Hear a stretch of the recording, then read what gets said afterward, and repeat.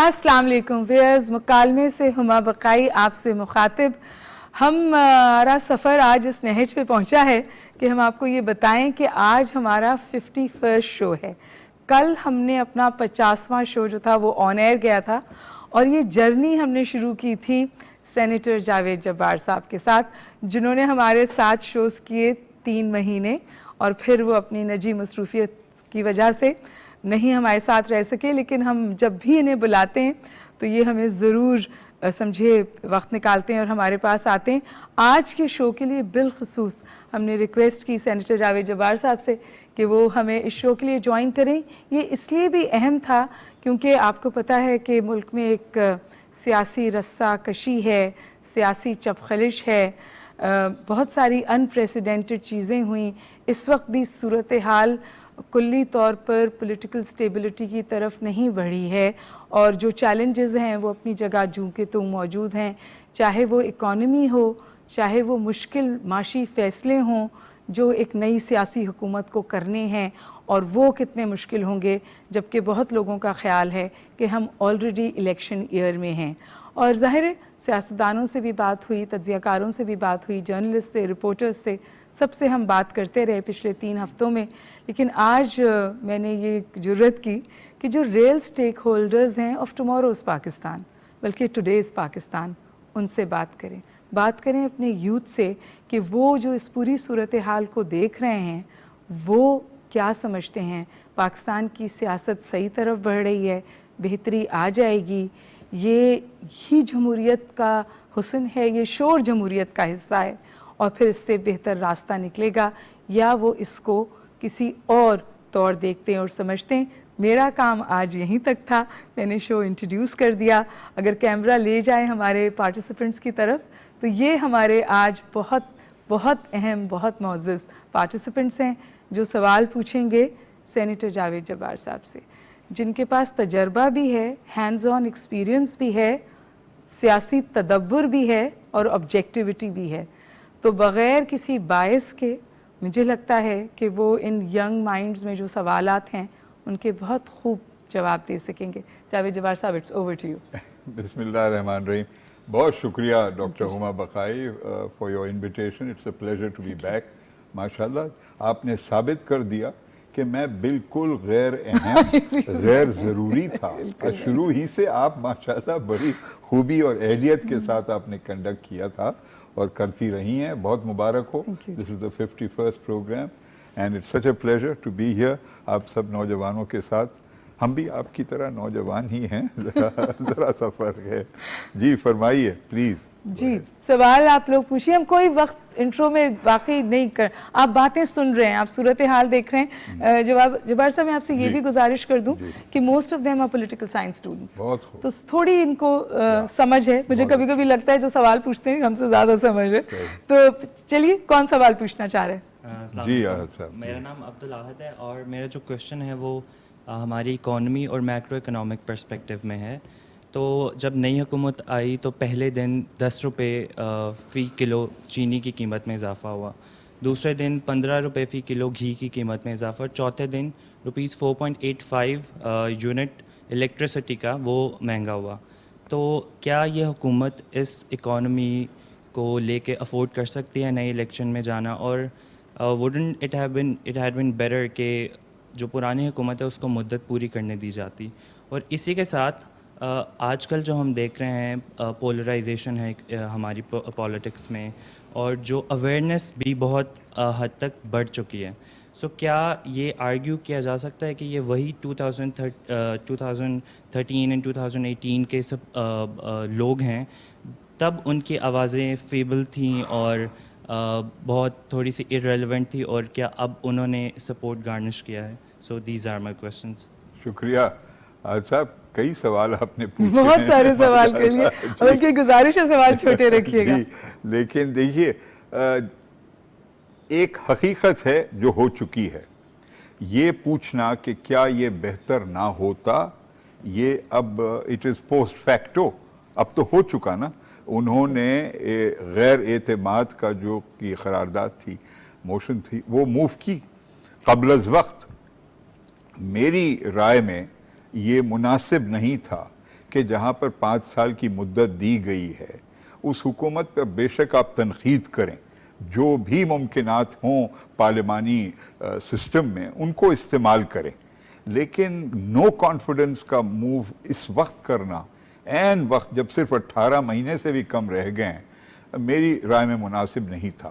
اور اس سے ہٹ کر کے میں کس کا جانبدار ہوں، میں کسی کا جانبدار نہیں ہوں، میں دونوں حریفوں پر تنقید کرتا رہا ہوں، لیکن میں سمجھتا ہوں کہ وہ مناسب نہیں تھا، جمہوریت کے مفاد میں نہیں تھا، لیکن اب وہ ہو چکا ہے۔ اور اب جو فیصلہ حکومت کو کرنا ہے کہ بین الاقوامی جو صورتحال ہے معیشت کی، یہ ضروری ہے دیکھنا، یہ الگ کر کر پاکستان ہی میں صرف مہنگائی کے بارے میں جو ہم فوکس کرتے ہیں اور ہماری نیوز میڈیا بالامور کرتی ہے جیسے کہ صرف پاکستان ہی میں مہنگائی ہو رہی ہے، اس وقت ساری دنیا لپیٹ میں ہے مہنگائی کے، اور ایسی جمہوریتیں، ایسی ریاستیں جن کے پاس ہم سے بہت زیادہ تجربہ ہے، بہت وسائل ہیں اکانومی کی پیچیدگی کو سٹڈی کرنے کے لیے، وہ بھی پریشان ہیں کہ کس طرح اس کرائسس پر وہ کنٹرول حاصل کر سکیں۔ تو یہ توقع کرنا کہ ایسی حالت میں جہاں ہم اتنے مقروض ہیں، اتنے ڈیپینڈنٹ ہیں انٹرنیشنل لینڈنگ ایجنسیز پر، اور ہماری اپنی پیداوار نہیں بڑھ رہی ہے جس رفتار سے بڑھنی چاہیے، بہت ایک یہ شدید بحران ہے۔ لیکن مجھے ایک بات کا اعتماد ہے کہ 75 سال میں پاکستان نے کبھی اپنے بین الاقوامی ذمہ داریوں کو پوری کرنے سے پیچھے نہیں ہٹا۔ It has never been a defaulter۔ ابھی سری لنکا میں جو شدید بحران چل رہا ہے، سری لنکا واپس نہیں کر سکا قرضہ جو اسے دینا چاہیے تھا۔ آپ پاکستان کی خوبی یہ دیکھیں، باوجود انتہائی پریشر کے ہم نے کبھی ڈیفالٹ نہیں کیا۔ تو مجھے اعتماد ہے کہ اس وقت پاکستان کی موجودہ حکومت ہو یا کوئی اور حکومت ہو، کسی نہ کسی طریقے سے کوئی راستہ تلاش کرے گی، یا بیرون ملک ہمارے جو دوست ہیں ان کی مدد لے کر، یا ہماری کچھ سیکرٹ یا اسٹریٹجک ریزروز کو استعمال کرتے ہوئے۔ ڈیفالٹ کی طرف تو ہم نہیں جائیں گے۔ لیکن آپ کا جو سوال تھا کہ کیا کوئی اور راستہ اختیار کر سکتے تھے، اور کیا یہ مہنگائی کو کنٹرول کرنے کے لیے کچھ اقدامات لیے جا سکتے ہیں، میں مختصر طور پر صرف عرض یہ کروں گا کہ we have become a very spoiled country۔ کئی چیزوں پر ہم غیر ضروری خرچ کرنے کی بہت بری عادت پڑ گئی ہے، امپورٹ بے لحاظ کر I mean we are importing luxury chocolates، ہے تو بڑا چھوٹا آئٹم، بیچارہ غریب آدمی یا درمیانہ آمدنی والا آدمی نہیں خرید سکے گا، لیکن غیر ضروری قسم کی چیزیں منگوا کر ہم نے اپنے آپ پر بوجھ بڑھا دیا ہے۔ تو کئی میجرز ہیں جو ہم لے سکتے ہیں، اور میں امید کرتا ہوں کہ یہ حکومت کرے جائیں گے۔ جی، اور دیکھیے مہنگائی کے حوالے معاشی فیصلے، مشکل فیصلے پچھلی حکومت کو بھی کرنے تھے، مشکل فیصلے اس حکومت کو بھی کرنے ہیں۔ جو آئل پہ سبسڈی دی گئی پیٹرول پہ، وہ غلط تھی، پہلی حکومت کا بھی غلط فیصلہ تھا، اس حکومت کی کنٹینیوٹی بھی، کیونکہ اس کا بوجھ ہم اٹھا نہیں پائیں گے اور آخر میں قیمت ہمیں ادا کرنی پڑے گی۔ تو انفیکٹ ہمیں بھی ساتھ دینا چاہیے ان مشکل فیصلوں کا، کیونکہ ان مشکل فیصلے کرنے کی شاید ہم سب کو ضرورت ہے۔ جی سر، میرا سوال یہ ہے کہ جوڈیشری کا جو رول ہے، جو کرنٹ ٹرموائل پاکستان میں چل رہا ہے، اس رول کو میں ڈسکس کرنا چاہتی ہوں کہ جوڈیشری نے کانسٹیٹیوشن بحال کرنے کے لیے اقدامات لیے، لیکن انہوں نے نیشنل اسمبلی کو یہ گائیڈ کیا کہ پروسیڈنگ کیسے ہوگی۔ تو آپ کو نہیں لگتا کہ یہ جو انوالومنٹ ہے جوڈیشری کی لیجسلیٹو میں، یہ ہونی چاہیے تھی؟ کیونکہ ابھی پاکستان 3 پلرز پہ ہے، لیجسلیٹو، ایگزیکٹو اور جوڈیشری، اور ہر ایک کی اپنی حدود ہوتی ہیں۔ تو جوڈیشری نے جو یہ نیشنل آپ کا سوال سیپریشن آف پاور پہ ہے نا، تو میں کہوں گی سینیٹر صاحب اگر اس کو۔ یقیناً بی بی، میں سمجھتا ہوں کہ وہ بہت قریب آئے اس لکیر کو پار کرنے کے لیے جو مختلف ہمارے جو ذمہ داریاں ہیں یہ 3 ستون کے، ان کو کراس کرنے کی انہوں نے یہ ہمت کی، جرت کی ये जुर्रत कहना तो तौहीन अदालत होगा, क्योंकि अदालत तो कभी नहीं मानती कि जी उनके ऊपर कोई पाबंदी हो सकती है। लेकिन मैं समझता हूँ कि इतनी तफसील में जाकर ये कहना कि फ़लाने वक्त पर आप कन्वीन करें इजलास को, ये नामुनासिब था, क्योंकि आखिर एक मुंतखब इदारे में इतनी ज़िम्मेदारी है, इतनी संजीदगी है कि अगर वो हिदायत आप दे दें तो उसे पता है कि भाई 10:30 क्या 12 बजे तक हमें करना पड़ेगा, 2 बजे तक करना पड़ेगा। तो एक गैर ज़रूरी किस्म की तफसील में वो गए। ये एक मिक्स्ड रिकॉर्ड रहा है हमारे अदलिया का। बाज़ दफ़ा बिल्कुल नामुनासिब अंदाज में उन्होंने इजाज़त दी आइन में तरमीम करने की फ़ौजी हुकूमतों को, जहाँ के फ़ौजी हुकूमत ने वो इजाज़त मांगी भी नहीं थी, और उस वक्त मैं था जनरल मुशर्रफ के साथ काबीना में, और मुझे खुद हैरत हुई कि ये तो हमने मांगा भी नहीं था अदालत से इजाज़त, और अदालत ने हमें ये इजाज़त दे दी। वहाँ एक एक्सट्रीम। दूसरी एक्सट्रीम पर उन्होंने अब बिल्कुल अनकॉन्स्टिट्यूशनल कहकर कहा है कि कभी भी जो माजी में उन्होंने खुद जो फैसले सुनाए थे वो नामुनासिब थे, और आइंदा से कभी ये दोबारा इजाज़त नहीं दी जाएगी। तो it has been a mixed record. इस केस में मैं समझता हूँ कि बहुत ज़्यादा वो तफसील में चले गए। लेकिन अगर हम एक लार्जर पर्सपेक्टिव में देखें, और सेंटर साहब अगर आप मुझे इजाज़त दें, मेरा ख्याल है कि उस वक्त ये बहुत कयास किया जा रहा था कि शायद मुल्क किसी शोडाउन की तरफ बढ़ रहा है, कोई कॉन्स्टिट्यूशनल क्राइसिस ना हो जाए। दोनों तरफ एक इनसिक्योरिटी का एलिमेंट हमें नज़र आ रहा था, जिसको शायद अदलिया ने एड्रेस करने की कोशिश की। लेकिन इसका हरगिज़ मतलब नहीं है कि मैं सेनेटर साहब को कॉन्ट्रिब्यूट कर रही हूँ, बिल्कुल नहीं, ज़रूर। और कौन सवाल करना चाहेंगे? जी अस्सलाम वालेकुम। मेरा क्वेश्चन ये है कि पाकिस्तान की सियासी तारीख में ऐसा पहली बार हुआ है कि no confidence motion successfully mobilise हो गया है। तो मेरा सवाल बेसिकली ये है कि करंट पॉलिटिकल क्लाइमेट में ऐसे क्या फैक्टर्स हैं जिनकी वजह से ये पॉसिबल हुआ? जी देखिए, ये जो जिस हुकूमत के ख़िलाफ़ ये कामयाबी हुई नो कॉन्फिडेंस मोशन की, सबसे पहले तो ये सिंगल पार्टी हुकूमत नहीं थी, ये एक इत्तेहाद का नतीजा था। और ये कई ममालिक में ऐसा हुआ है कि जहाँ पर इत्तेहाद में मुख्तलिफ पार्टी शरीक हैं, किसी एक वक्त पर जाकर वो इख्तिलाफ करना शुरू कर देती हैं। हमारे पड़ोस मुल्क हिंदुस्तान में ये कई दफ़ा हुआ है, तो ये कोई हैरत की बात नहीं। ये अलबत्ता वेरी अनफॉर्चुनेट है। ये बड़ी अनफॉर्चुनेट बात है कि एक पहली दफ़ा एक वज़ीर आज़म को हटाया गया है on the basis of no confidence. ये क्या ये इंडिकेट करता है कि मुस्तक़बिल में भी ये दोहराया जाएगा? Yes, the doors have been opened, और ये बहुत ही गलत बात है। इसमें शऊर बताना चाहिए हमारे शहरियों को कि जब वो वोट डालें तो एक ऐसी अक्सरियत दें किसी एक जमात को कि वो गैर ज़रूरी तौर पर डिपेंड ना करना पड़े दूसरी छोटी पार्टीज़ पर, क्योंकि फिर वो हुकूमत में पायदारी नहीं होती, मजबूत नहीं बन सकती।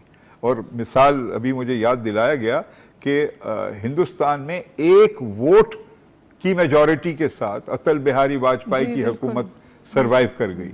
तो यहाँ पर भी यही हुआ कि अगर एक कोलिशन पार्टनर अपने 7 वोट न देते तो ये कामयाब नहीं होता, क्योंकि सिर्फ 3 वोट की मेजॉरिटी से ये कामयाबी हुई है, वेरी थिन मेजॉरिटी। तो ये इट डजंट ऑगर वेल, लेकिन मैं आई होप कि मुस्तक़बिल में पाकिस्तान का वोटर भी ये समझेगा इश्यूज़ को, और समझेंगी इन इश्यूज़ को, और एक मजबूत पायदार हुकूमत को प्रेफरेंस देगी। बट ये भी जमहूरियत में एक ऑप्शन है। जैसे अभी जे ने कहा कि इंडिया में वाजपेयी 1 वोट से जीते थे, इंदिरा गांधी के खिलाफ 15 दफ़ा नो कॉन्फिडेंस मूव आया था। इंडिया में कुल 23 दफ़ा नो कॉन्फिडेंस मूव जो है वो आया है। तो हमारे यहाँ क्योंकि जमहूरियत भी ट्रांजिशन में है ना, वो भी मेच्योरिटी की तरफ बढ़ रही है, तो हो सकता है इस दफ़ा हम नो कॉन्फिडेंस मूव को उस तौर लेके आगे नहीं बढ़ सके, या जिस तौर वो आगे बढ़ा उसके हवाले से आपके जहन में सवाल है, औरों के जहन में भी सवाल है, बट नो कॉन्फिडेंस मूव हिस्सा है जमहूरियत का। अस्सलाम वालेकुम, मेरा नाम मोहम्मद अली है, اور چونکہ آپ اکثر بات کرتے ہیں پاکستانیت کے بارے میں، تو میں سمجھتا ہوں یہ سوال آپ سے کرنا عمدہ ہوگا کہ دیکھا جاتا ہے کہ ابھی جس طرح میں نے اپنی لیونگ میموری میں جو دیکھا ہے وہ یہ ہے کہ سٹنگ گورنمنٹ کے خلاف جو ہے سب اکٹھے ہو جاتے ہیں. اس وقت وہ اپنے سب جو ان کے آئیڈیولوجیکل ڈفرینسز ہوتے ہیں اس کو وہ ایک طرف رکھ دیتے ہیں. مثلاً ابھی جو ہم نے دیکھی تھی ایک وہ اتحاد بنا تھا جس میں مارکسسٹ بھی تھے، جس میں ریلیجس آئیڈیالوجیز کی پارٹیز بھی تھیں، سب پارٹیز اکٹھے ہو گئیں. لیکن جب گورنمنٹ میں ہوتی ہیں تب یہ اکٹھے کیوں نہیں ہو سکتی؟ کیوں ایسا ہمارے یہاں پہ ایک ٹرینڈ ہے کہ گورنمنٹ میں یہ اتحاد کیا جائے کہ اب ہم سب مل کے پاکستان کے لیے کچھ اچھا کریں؟ کیوں ایسا نظر آتا ہے کہ بظاہر وہ ذاتی مفاد کے لیے کام کر رہے ہیں؟ مطلب ہمارے یہاں کیا کبھی لوئل اپوزیشن کا کانسیپٹ آئے گا؟ جی دوست، میں یہ ذرا سا وضاحت کر دوں کہ آپ نے ٹرم استعمال کیا مارکسسٹ. میں تو سمجھتا ہوں کاش کہ واقعی میں مارکسسٹ ہوتے، کیونکہ انفارچونیٹلی وہ ایک روشن خیال قسم کی ایک نظریہ ہوتا ہے. مارکسزم کا مطلب یہ نہیں کہ وہ لادینیت میں یقین رکھتے ہیں، وہ سماجی انصاف میں یقین رکھتے ہیں. Marxism basically is a fair distribution of capital and property.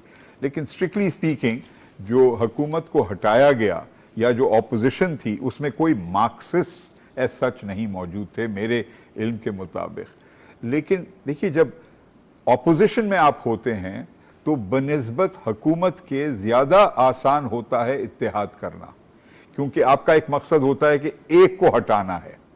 لیکن جب آپ اقتدار میں آتے ہیں تو پھر اقتدار کی جو حقیقتیں ہیں، مختلف حصے ہوتے ہیں ایک معاشرے کے اور ریاست کے جن کی اپنی اپنی تقاضے ہوتے ہیں، ان کے حقوق ہوتے ہیں، ان کے ڈیمانڈز ہوتے ہیں، ان کو سیٹسفائی کرنا ایک نظریے کے ذریعے، جبکہ اتحاد میں مختلف نظریے موجود ہیں، بہت مشکل ہوتا ہے. تو اتحاد کی نوعیت ہی یہ ہے کہ حزب اختلاف میں وہ زیادہ کامیاب ہوتا ہے بنسبت اقتدار سنبھالنے کے وقت. بعض دفعہ اقتدار سنبھالتے ہوئے وہ پورا ٹرم بھی کر جاتی ہیں، لیکن بنسبت کم ایسے واقعات آپ کو ملیں گے تاریخ میں.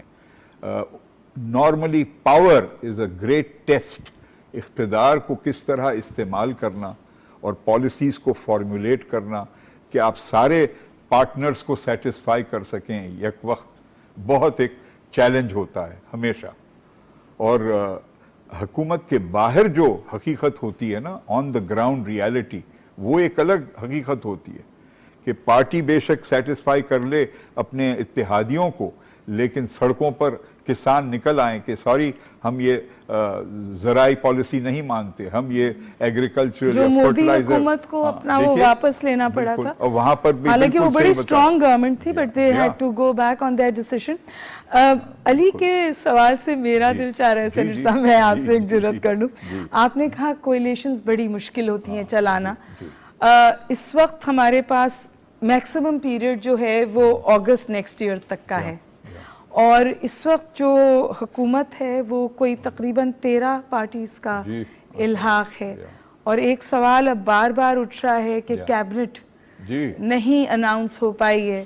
یہ بھی کہا جا رہا ہے کہ پیپلز پارٹی شاید کانسٹیٹیوشنل پوزیشنز چاہتی ہے، ایم کیو ایم وزارتیں سے کترا رہی ہے، پیپلز پارٹی وزارتیں نہیں لے رہی یا جو چاہ رہی ہیں وہ نہیں مل رہی. تو آپ کے خیال میں کہ اس وقت جب یہ ایک یونیفائنگ فورس یہ تھی کہ پچھلی حکومت سے بہت ناراضگی تھی، اس کو ہٹانا چاہتے تھے، اس لیے دے آل کیم ٹوگیدر، آگے چلنا کتنا مشکل ہے؟ وہ کتنا بڑا چیلنج ہے؟ It will be a continuous challenge, کیونکہ نہ صرف مرکز میں بلکہ اب جو صورتحال نکلے گی ایون ان پنجاب کے جو ڈسیڈنٹس جنہوں نے سپورٹ کیا ہے ان کو، اور یہ نئے چیف منسٹر جو الیکٹ ہوئے ہیں، اور وہاں پر پی ٹی آئی کا کیا رول ہوتا ہے، whether they stay in the assembly or they don't, will affect کہ پنجاب کی حکومت میں بھی کس طرح وہ بانٹیں گے اقتدار کا حصہ. میری جو کل کچھ باتوں لوگوں سے بات ہوئی تو بلکہ وہ انہوں نے میڈیا پہ بھی کہا، مجھے تو رپورٹ ہوئی یہ بات کہ پنجاب سے بھی وہ ماس ریزگنیشنز کی بات کر رہے ہیں. آپ کو پتہ ہے نیشنل اسمبلی سے ہو چکی ہیں، تو یہ کوئی ہم پولیٹیکل کرائسس کی طرف بڑھ رہے ہیں. اور ایک اشارہ پیپلز پارٹی نے دے دیا ہے نا کہ they have invited applications for party tickets. जी यानी कि अभी तो काबीना नहीं बनी है इत्तेहाद की काबीना, और आज अप्रैल की क्या है 17 तारीख है। बिल्कुल। हाँ, और उन्होंने कहा है कि 30 अप्रैल तक आप जमा करा दें application for party tickets for the next election. तो वो एक आपको इंडिकेटर मिल चुका है कि कितनी गैर यकीनी कैफियत पाई जा रही है इस वक्त। और हम नहीं चाहते कि इसमें कोई बात खुश होने की नहीं है। अगर नहीं, ये तो परेशान ये कुन बात पाकिस्तान है। के लिए ये गैर यकीनी की कैफियत बहुत ही नामुनासिब है। मईशत के एतबार से, हमारे बैनुल अक़वामी ताल्लुकात के एतबार से बिल्कुल। एक मिनिमम सर्टनिटी होनी चाहिए, एक यकीन किस्म की एक तासुर पाना चाहिए दुनिया को कि पाकिस्तान का ये रुख है, पाकिस्तान की ये पॉलिसीज होंगी। There should be some predictability. अब मैं आपका वक्त बिल्कुल नहीं लूंगी, माजरत। नहीं। अब आप सवाल कीजिए, कौन पूछना चाह रहे हैं? अस्सलाम मेरा नाम उरूज फातिमा है। मेरा सवाल ये है कि जब इमरान खान साहब के ख़िलाफ़ वोट ऑफ नो कॉन्फिडेंस कामयाब हुई, जब वो वज़ीर आज़म नहीं रहे, तो बहुत सारे लोग जो हैं कराची में, लाहौर में, दीगर इलाकों में हफ्ते को निकले बाहर। उसके बाद जलसों में भी हमने देखा कि एक बड़ी तादाद लोगों की शामिल हुई। तो खान साहब ने जो कल कराची के जलसे के लिए ये ट्वीट किया था कि आप पाकिस्तान के झंडे लेकर आएगा, इट्स नाउ अबाउट पाकिस्तान, तो क्या आप ये समझते हैं कि लोगों का इतनी तादाद में निकलना ये इमरान खान साहब ख़ुद के लिए एक वेकअप कॉल है? ये वाकई पाकिस्तान की अब सिस्टम को चैलेंज करके पाकिस्तान की डेमोक्रेसी के लिए जंग लड़ेंगे, या फिर लोगों की इमोशनल एक्सप्लॉयटेशन इस तरह पर कंटिन्यूड रहेगी? क्यों ना आप ये सवाल उन्हीं से पूछें डायरेक्टली। लेकिन मैं अर्ज करूं, मुझे बहुत अच्छा लगा इससे हट कर के ये पीटीआई ने कहा या किसी और जमात ने कहा। मुझे बहुत अच्छी बात ये लगी कि पाकिस्तान का झंडा लें बजाय अपनी पार्टी का झंडा। बिकॉज देखें जगह भी कौन सी, कायदे आज़म के मज़ार के बिल्कुल साथ।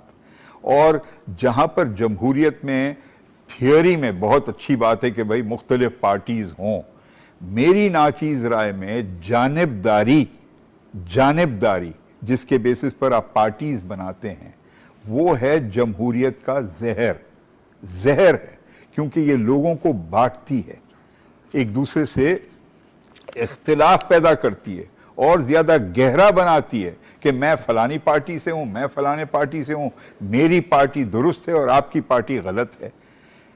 In a country which needs unity, harmony, cohesion, ये मैं नहीं कह रहा हूं कि आप सारे अपने इख्तिलाफात भूल जाएं, ये मुमकिन नहीं है, लेकिन एक दायरे के अंदर रहते हुए हमने उस दायरे के हुदूद को तोड़ दिया। तो इस वक्त बहुत ज़रूरी था कि पाकिस्तान का झंडा इस्तेमाल करें और इसे एक बना दें, एक मुस्तकिल किस्म का पैगाम भेजने का तरीक़ेकार। मैं तो कहता हूं कि किसी सियासी जमात को अपना झंडा नहीं रखना चाहिए, अपना नाम बेशक आप रखें, झंडा क्या है? झंडा तो एक होना चाहिए, पाकिस्तान का झंडा, that's all. You don't need to have flags of different parties. अलबत्ता याद रहे कि अमेरिका जैसी रियासत में एक एक सूबे का अपना झंडा होता है। You know there is a flag for every state, लेकिन हर मुल्क का तजुर्बा, उसका तासुर झंडे के बारे में कुछ और है।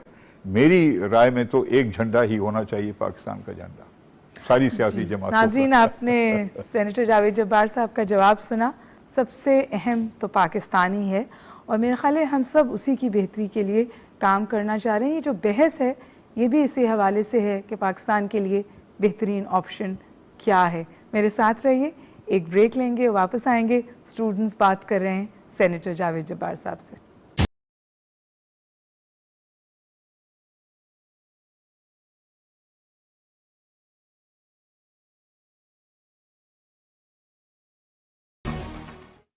अज़्मो यकीन का काफिला तरक्की की जानिब फिर चला।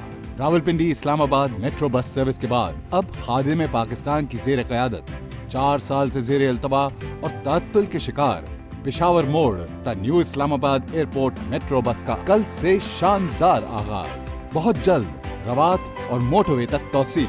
रावलपिंडी और इस्लामाबाद के शहरियों के लिए शानदार सफरी सहूलत। रोजाना की बुनियाद पर 1.5 लाख से जायद मुसाफिर मुस्तफीद। जो 4 साल में ना हो पाया, हमने सिर्फ 5 रोज में कर दिखाया। तामीर और तरक्की की नवीद मुबारक। अवाम को पाकिस्तान स्पीड मुबारक। अब नारे नहीं, बस काम। चलो शुरू हो जाओ हुकूमत पाकिस्तान। खाने में क्या बनाओ आज तुम्हारे लिए? कुछ भी। ये जो तुम्हारा कुछ भी होता है ना, ये कुछ भी बॉस आ गए, मैं थोड़ी देर में फोन करता हूँ।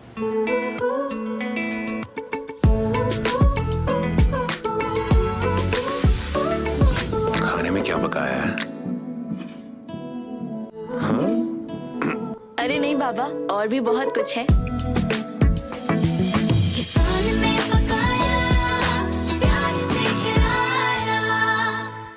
अज़्मो यकीन का काफिला तरक्की की जानिब फिर चला।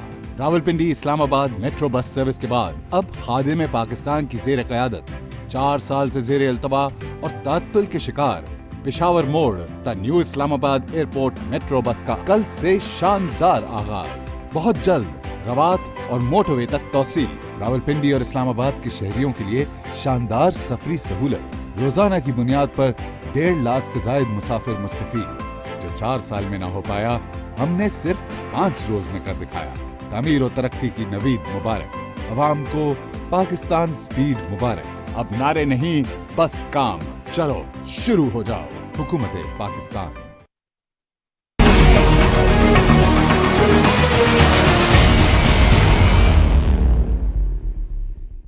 Welcome back viewers. प्रोग्राम से हमेशा यही होता है, वक्फे में ज़्यादा अच्छी बातें होती हैं। तो अब हम कोशिश करें कि जो वक्फे में बहुत अच्छे प्रोवोकेटिव सवाल थे वो हम आप तक भी ले आएं और फिर हम सेनेटर साहब से कहेंगे कि उनके जवाब दें। तो जी कौन सवाल करना चाह रहा था?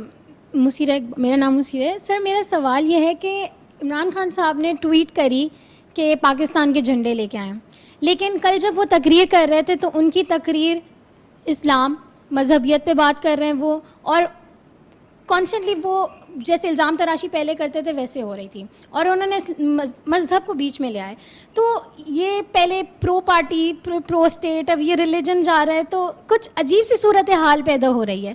तो आपकी इस पे क्या आप इस पे नज़र षानी करके बताएं कि क्या बेसिक पर्पस हो सकता है इस चीज़ का? To be fair to him, may be ये दानिस्ता तौर पर ये तजाद उन्होंने नहीं उभारा। आखिर वो भी तो इंसान है ना उनमें जहाँ बड़ी खूबियाँ हैं, कुछ हो सकता है कुछ लिमिट्स भी हों, और जहाँ उनकी खुश नियति पे मैं शक नहीं करना चाहता कि वो पाकिस्तान का सोच रहे थे और चाहते थे कि पाकिस्तान के कॉन्सेप्ट को ज़्यादा मजबूत बनाया जाए जलसों के ज़रिए, लेकिन वो एक सियासी जमात के सरबराह हैं जिसको अभी अभी हटाया गया है क़ब्ल वक्त। तो वो एक सेंस ऑफ रेज या डिसअपॉइंटमेंट या एंगर तो रहेगा। और उस पर याद है उन्होंने कैसे कहा कि अदालत को रात के 12 बजे खोला गया, वो मुझे हमेशा दिल में ये तकलीफ देती रहेगी ये बात। तो that shows the pen he was feeling. I agree कि एक तजाद ज़रूर नज़र आया कि एक तरफ आप चाहते हैं कि एक पाकिस्तान और पाकिस्तानियत का तसव्वुर हो, और दूसरी तरफ जानिबदारी की बात बहुत ज़्यादा हो रही थी, और मैं समझता हूँ कि वो ज़रा कम होनी चाहिए थी, लेकिन वो जज्बे की वजह से। और मजमे एक अजीब बात होती है लीडर्स की, और कभी कभी गलती से मैंने भी बड़े मजमों को एड्रेस किया है कि बहुत एहतियात करना चाहिए कि जो मजमा होता है ना, ओहो हो बड़ा ख़तरनाक होता है। मजमे का अपना एक मिजाज होता है जो हावी हो जाता है लीडर पर, और लीडर को फिर मजबूर कर देता है कि जी अब आप ये बात करें ताकि हम और ज़्यादा ज़ोर से तालियां बजाएं।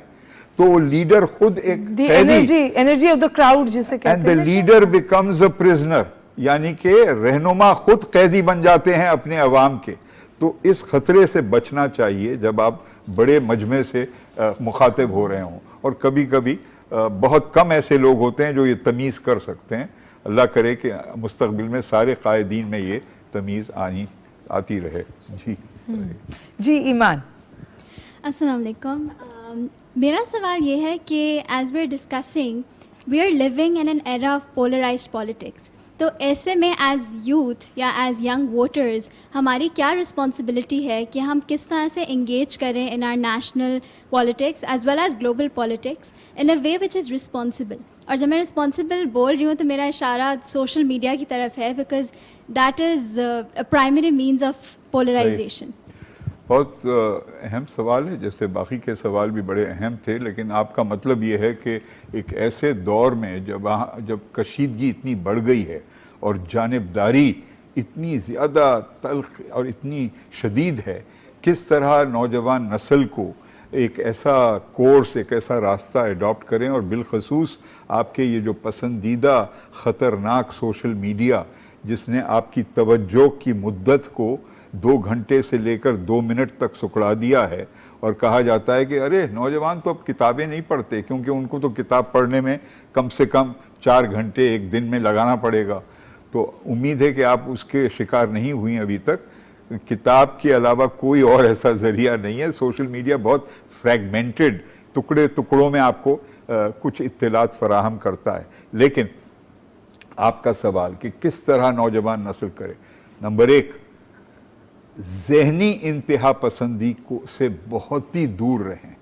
یہ جو جسمانی انتہا پسندی کا شرمناک ہم نے منظر دیکھا پنجاب اسمبلی میں، اور کبھی کبھی ہم دیکھتے ہیں سیاسی انکاؤنٹرز میں، اس سے آپ کو پرہیز کرنا ایک سیلف ڈسپلن کے طور پر، ایک انسان کے طور پر، اور بالخصوص ایک مسلمان کے طور پر ایک فرض بنتا ہے. فرض ہے یہ کہ انتہا پسندی کی سوچ، اگر آپ نے وہ وربل ایکسٹریمزم کو اپنا لیا تو بہت جلد پھر آپ فزیکل ایکسٹریمزم پہ پہنچ جائیں گے. تو وہ کیا طریقہ ہے کہ دوسرے کے موقف کو سننے کا حوصلہ پیدا کریں، دوسرے کے موقف کو بالکل ڈسمس نہ کریں کہ یہ بالکل بکواس ہے یا یہ غدار ہے. اور یہ غدار کہنے سے میں یہ نہیں کہہ رہا ہوں کہ میں پی ٹی آئی پر تنقید کر رہا ہوں، کیونکہ یہ ایک پرانی روایت ہے پاکستان میں کہ اگر آپ کسی سے اختلاف کرتے ہیں شدید تو اس کے ملک حب الوطنی کے اوپر آپ سوالیہ نشان لگا دیتے ہیں. سو to abstain from extremism of any kind, and learn and listen with respect, دوسرے کے لیے احترام.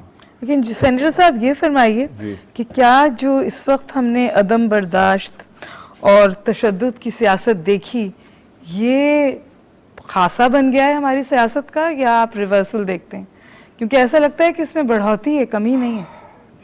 جی تو یہ چاہتا ہے کہ میں ہاں کہوں ڈاکٹر بقائی، لیکن میں پھر ہمت لیتا ہوں اس بات سے کہ پاکستان کی قوم، اور یہ ہم قوم بن رہے ہیں، کئی قومیں ہم میں موجود ہیں، لیکن پاکستان کی قوم کی زبردست بات یہ ہے کہ ہم بڑے جمہوری مزاج کے لوگ ہیں. سیاسی الیکشن ایک طرف، سارا سال سارے شہروں میں بار ایسوسی ایشن کا الیکشن ہو رہا ہے، ٹیچرز ایسوسی ایشن کا الیکشن ہو رہا ہے، ڈاکٹرز ایسوسی ایشن کا الیکشن ہو رہا ہے، چیمبر آف اور کامرس اب تو ہم نے یونیورسٹیز میں بھی اسٹوڈنٹ یونینز انٹروڈیوس کر دی، چیمبر آف کامرس کا الیکشن ہو رہا ہے، اسٹوڈنٹس کی سوسائٹیز کا الیکشن ہو رہا ہے.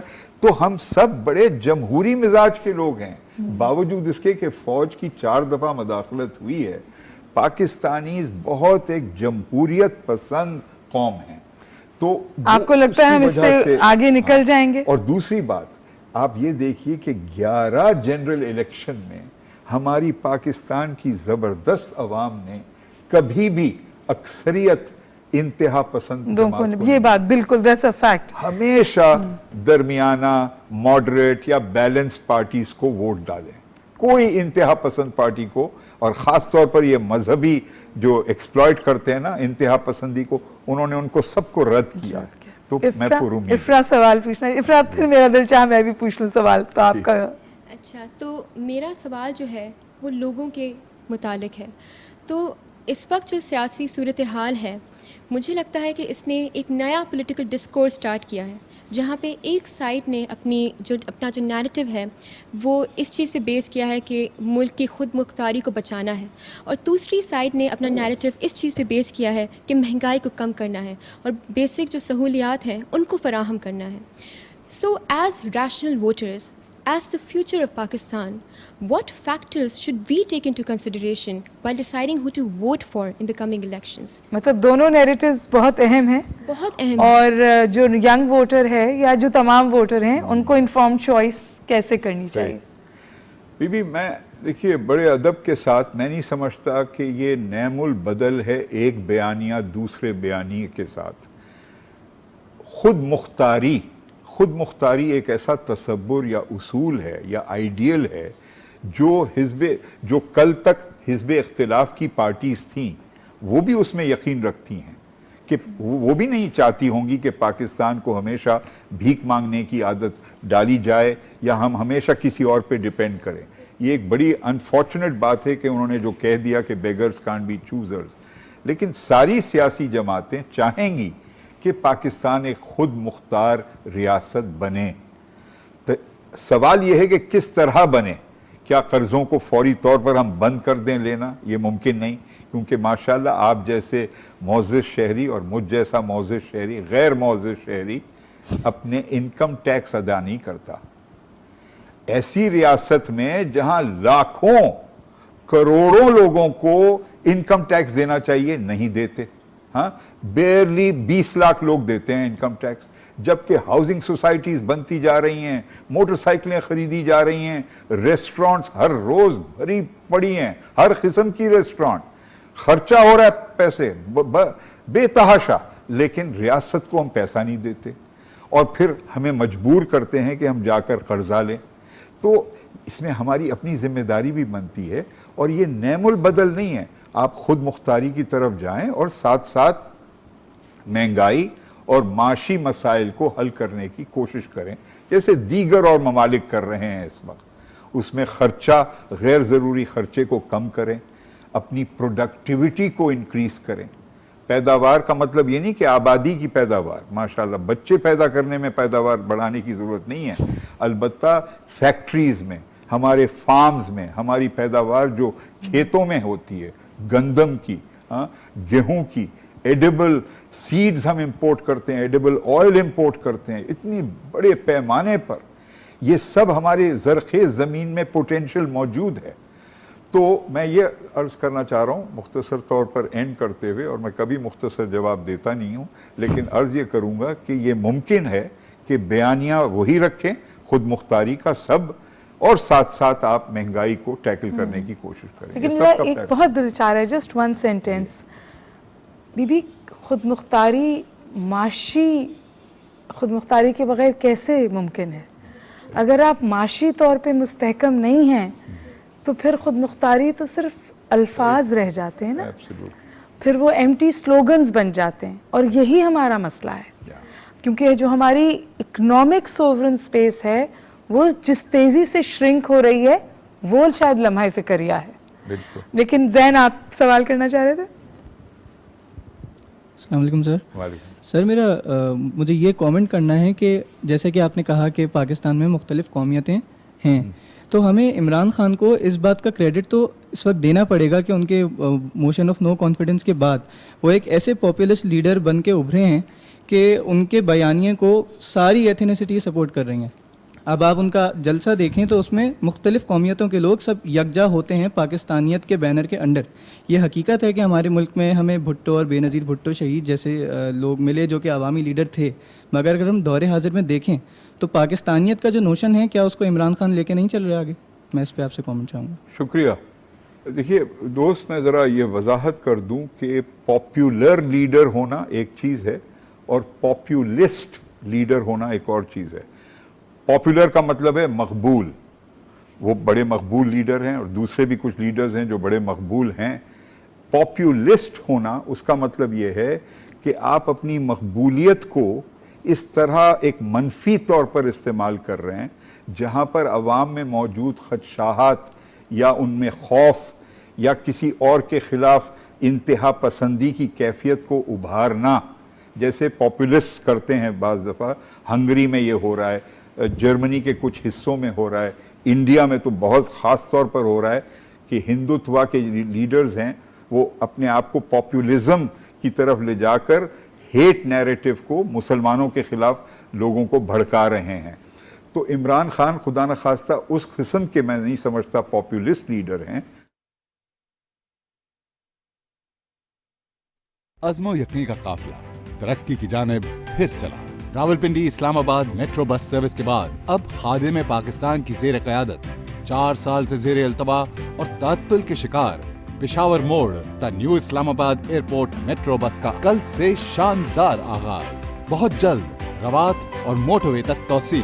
راولپنڈی اور اسلام آباد کے شہریوں کے لیے شاندار سفری سہولت. روزانہ کی بنیاد پر 1.5 لاکھ سے زائد مسافر مستفید. جو 4 سال میں نہ ہو پایا ہم نے صرف 5 روز میں کر دکھایا.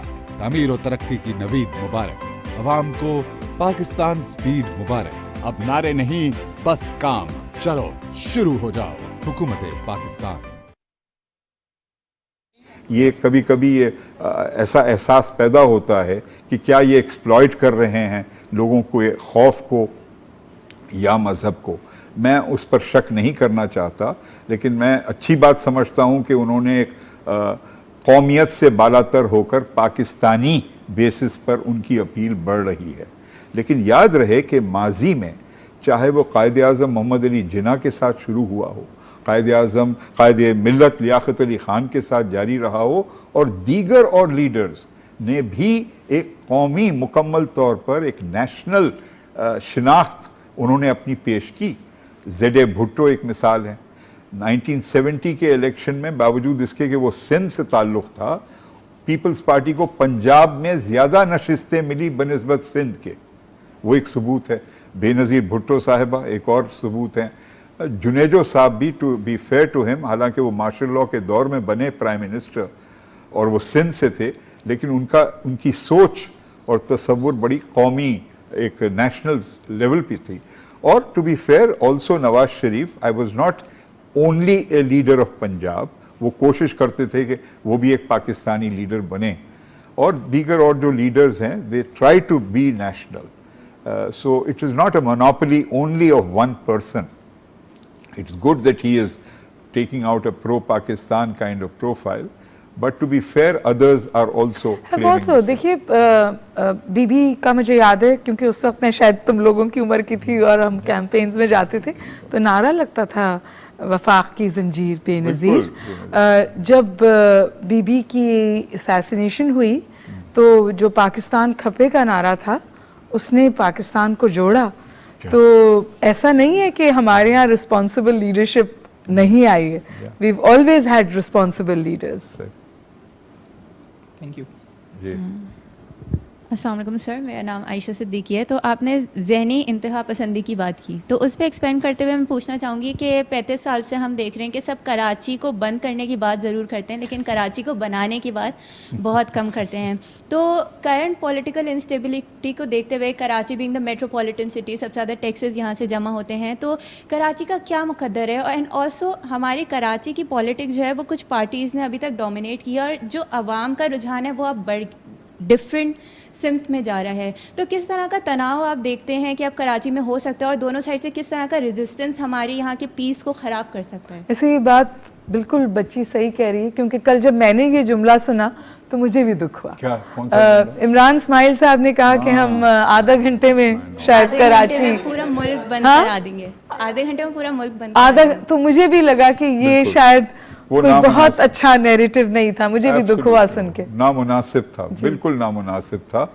بی بی دیکھیے، کراچی اتنا ایک انوکھا اور اتنا عظیم شہر ہے، اتنی ڈائیورسٹی ہے اس کی، اتنا تیزی سے وہ پھیل رہا ہے کہ اگر مقامی حکومتی نظام پر صحیح عمل ہو، لوکل گورنمنٹ سسٹم، جہاں صحیح معنوں میں آپ عوام کو با اختیار بنائیں اپنے محلے کے بارے میں، اپنے علاقے کے بارے میں، تو مجھے لگتا ہے کہ کم سے کم 5 سے 10 سال چاہیے. یہ اوور نائٹ ہونے والی بات نہیں. کم سے کم 5 سے 10 سال چاہیے کہ کراچی کا ایک ایسا نظام تخلیق ہم دے سکیں جو صحیح معنوں میں کراچی کو اپنا بنائے، صحیح معنوں میں، اور بالاتر ہو کر کہ کون پختون ہے، کون سندھی بولتا ہے، کون گجراتی بولتا ہے. وہ آلریڈی کراچی میں یہ خوبصورتی موجود ہے، اس کو ہمیں سیاسی شکل دینی ہے. اس وقت انفارچونیٹلی جہاں میں عشق ہے مجھے دیہی سندھ کے ساتھ عشق ہے، لیکن اس وقت کراچی کی تقدیر ایک دیہی سندھ سے اکثریت پانے والی جماعت ڈٹرمن کر رہی ہے تو ایک ہی سندھ صوبے کی وہ حکومت پارٹی، لیکن ایک امبیلنس ہے کہ کراچی میں جو رہنے والے لوگ ہیں وہ با اختیار نہیں ہیں، کیونکہ لوکل گورنمنٹ کا سسٹم کو با اختیار نہیں بنایا گیا. تو جب یہ بنایا جائے گا اس کے اثرات کو نظر آنے میں 5 سے 10 سال لگیں گے. لیکن صبر ہونا چاہیے. اس وقت بھی آپ اتنے ہی جوان ہوں گی جو اس وقت ہیں, اور اس وقت پھر ایک نئی لیڈرشپ بنے گی. آپ جیسے اچھے لوگ لوکل گورنمنٹ کے سسٹم میں داخل ہو سکیں گے اور ایک مثبت تعمیری سوچ کراچی کے لیے دے سکیں گے انشاءاللہ. کوئی بہت برننگ کویسچن ہے؟ اوکے, عبداللہ آپ بات کرنا چاہ رہے ہیں, اور پیچھے جو ہیں. Thank you doctor Baqai. Javed sahab, میں 2013 اور 2018 کے پرسپیکٹیو میں میرا ایک سوال ہے کہ تب کافی, اور آج کل کی جو political awareness manifold it has increased. So are these the same supporters who were too young in 2013 2018 جن کی وجہ سے یہ پولیٹیکل اویئرنیس تو بڑی ہی ہے, اور کیونکہ وہ ریسنٹلی ان کا ایکسپوجر ہے ٹورڈز آر پولیٹیکل سینیریو, تو ایک پولرائزیشن بھی پھر اس کی وجہ سے بڑھی ہے. جی دیکھیے, یہ بڑا شکریہ احد صاحب. جب ہم کہتے ہیں نا پولرائزیشن, یہ ناگزیر ہے پارٹی بیس سسٹم میں. یہ صرف پاکستان کی خاصیت نہیں ہے. اگر ہم نے یہ جمہوری نظام ہم نے اپنا لیا ہے, ویسٹ منسٹر ماڈل, ہم نے بغیر سوچے سمجھے کہ کیا یہ ہمارے مزاج کو, کیا ہمارے معاشرے کو, کیا یہ سوٹ کرتا ہے یہ ماڈل, اس پر ہم نے غور نہیں کیا. اس پر ہمیں غور کرنا چاہیے. What kind of democracy do we want? A fractious, always party driven democracy, یا بہت خطرناک بات میں کروں گا اور اس کو غلط نہ سمجھیں اور ضرور سمجھ بھی لیں غلط, یا ہم چائنا کی ڈیموکریسی کو اپنائیں. لیکن چائنا کی ڈیموکریسی میں بھی کئی خطرات ہیں, because it is a one party democracy. لیکن look at the beauty of that democracy. It is a merit based democracy. صرف اور صرف میرٹ پر وہاں پر آپ ممبر بن سکتے ہیں کمیونسٹ پارٹی. لیکن سینٹر صاحب یہ بھی تو فرمائیے کہ جو یہ والے ماڈلز ہیں وہاں پہ بھی on issues of critical importance ایک بائی پارٹیسن کنسنسس ہوتا ہے. بالکل صحیح. تو میرا خیال ہے کہ ہماری بھی جمہوریت ایوالو ہو رہی ہے, ہمیں بھی شاید اس طرف بڑھنے کی ضرورت ہے. بعض دفعہ ڈاکٹر بقائی ہم نے ثبوت دیا ہے کہ باوجود ہمارے جانبداری کے اور اختلافات کے, ہماری سیاسی جماعتیں اتفاق کر سکتی ہیں اہم ایشوز پر. 1990 میں 1991-92 میں پانی کی تقسیم کے بارے میں ایک بڑا تاریخی ایکارڈ ہوا چاروں صوبوں کے درمیان, جو آج تک زندہ ہے, اس پر عمل ہو رہا ہے. پھر سن 2010 میں 18ویں آئینی ترمیم پر اتفاق رائے ہوا کئی سیاسی جماعتوں کے درمیان. نیشنل فائنانس کمیشن پر بھی اتفاق رائے ہوا. تو ایسی بات نہیں کہ ہماری جانبدار والی سیاست میں ہمیشہ اختلاف رہے گا. قطع کلامی ہو رہی ہے. دیکھیے جو فریم ورک ہے نا وہ کنسنسس ڈاکیومنٹ ہے, اور وہ ہمارا آئین ہے. آئین کی باؤنڈریز میں رہ کر اگر جماعتیں اپنا کام کریں تو پھر یہ صورتحال نہ ہو. اس وقت دونوں طرف سے ہمیں یہ آوازیں اٹھ رہی ہیں کہ شاید آئین کی پامالی ہو رہی تھی, اور آئین کی پامالی تو برداشت کی ہی نہیں جا سکتی. اور میرا جو تھا نا ریفرنس, کہیں اس کی غلط فہمی نہ پیدا ہو, جب میں کہتا ہوں کہ چائنا کا جو ماڈل ہے اس میں کیا گنجائش ہے کہ پارٹی کے اندر رہتے ہوئے آپ اختلاف کریں, ڈیبیٹ کریں, لیکن پارٹی جب ڈیسائیڈ کر لے تو پھر وہ ایک ہی پالیسی ہوگی سارے ملک کے لیے. وہ ایک بہت ہی مختلف قسم کا نظام ہے ہم سے. ہم ایک بہت پارٹیزین ڈریون سوسائٹی ہیں, تو وہ شاید ہمارے لیے پریکٹیکل نہ ہو. لیکن میں صرف یہ کہہ رہا ہوں کچھ اور بھی نعم البدل ہو سکتے ہیں جمہوری نظام کے, صرف پارلیمانی ماڈل نہیں. اس پر ہمیں غور و فکر کرتے رہنا سینٹر صاحب اجازت دیں تو ایک آخری سوال اس بچی کو ہم دے دیں. You have a question? بس this is the last question we are taking. ٹھیک ہے, شکریہ. تو ابھی ہماری اکانومی کے اوپر بات ہوئی, جیسے ڈاکٹر بقائی نے کہا کہ ہماری جو فائنینشیل سوورینٹی ہے وہ کافی شرنک ہو رہی ہے. میں بالکل اتفاق کرتی ہوں اس بات سے. اکنامک سوورینٹی وہ اسپیس جو ہے تو وہ بالکل شرنک ہو رہی ہے, میں اتفاق کرتی ہوں. ابھی جیسے یو ایس کانسپریسی کا پورا ایک چل رہا ہے نیریٹو, تو جب ہم تاریخ دیکھتے ہیں تو یو ایس ریزیم چینجز میں انوالو رہا ہے, لیکن اس کا ایک ٹیکٹک جو ہوتا ہے وہ اکنامک اسیسینیشن بھی ہوتا ہے. تو یو ایس, اگر میں سچ مان لوں خان صاحب کی بات کو جو کہہ رہے ہیں, تو وہ یو ایس ہمیں اکنامک اسیسینیٹ بھی کر سکتا تھا, اکنامکلی اسٹرینگولیٹ بھی آپ کے خیال میں. جی, تو تو اپوزیشن کو فنڈ کر جو ہے انہوں نے کروایا, ان کا ایک نیریٹو ہے. تو آپ یہ کیا سمجھتے ہیں کہ جو خان صاحب نے اپنی ہی حکومت گرائی پارلیمنٹ کو ڈیزالو کر کے, یہ جو انہوں نے آپشن چوز کیا, تو اس کے اوپر آپ کا کیا کامنٹ ہے؟ دیکھیے, جہاں پر امریکہ ایک بہت غیر صحت مندانہ, غیر ضروری اثر رکھتا ہے کئی ممالک میں اس کے اندرونی معاملات پر, اس وقت میرے علم میں یہ نہیں ہے کہ انہوں نے خود سرمایہ لگایا کسی کو رشوت دینے میں اور ان کی بیسس پر لائلٹیز چینج. یہ میرے پاس کوئی ایسا ایسے فیکٹس نہیں ہیں, لیکن ہو سکتا ہے انہوں نے کیا ہو.